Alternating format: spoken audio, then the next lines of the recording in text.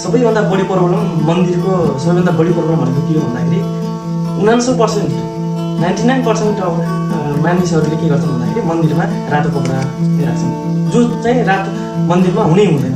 धेरै मानिसले चाहिँ के गर्छन् भन्दाखेरि मन्दिरमा रातो कपडा युज गर्दाखेरि राम्रो हुन्छ भन्ने चाहिँ त्यो उद्देश्यले रातो कपडा युज हुन्छ।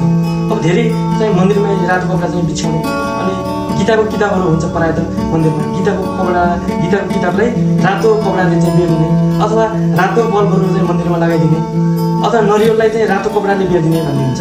र यो मन्दिरमा चाहिँ कहिले पनि हुनु हुँदैन। यदि हामी त्यो मन्दिरमा पूजा गर्न जाँदैछौँ र हामी शान्त रूपले चाहिँ पूजा गर्न खोज्यौँ भने रेड कलरले हामीलाई शान्त हुन दिँदैन, किनकि रेड कलर भनेको फायर एलिमेन्ट हो। अग्नि तत्त्वले के गर्छ भन्दाखेरि कामनेस हुन दिँदैन, शान्त हुन दिँदैन। त्यही भएर हामीले मन्दिरमा चाहिँ कहिले पनि रेड कलर युज गर्नु हुँदैन र मन्दिरमा बसेर भगवानको आशीर्वाद अथवा भगवानबाट हामी शान्ति अपेक्षा गर्छौँ भने त्यो शान्त लागि हामीले मन्दिरमा सेतो कलर व्हाइट कलर युज गर्न सक्छौँ र अर्को चाहिँ हामीले लाइट येल्लो कलर युज गर्न सक्छौँ र कहिले भुलेर पनि मन्दिरमा रेड कलर चाहिँ युज गर्नु।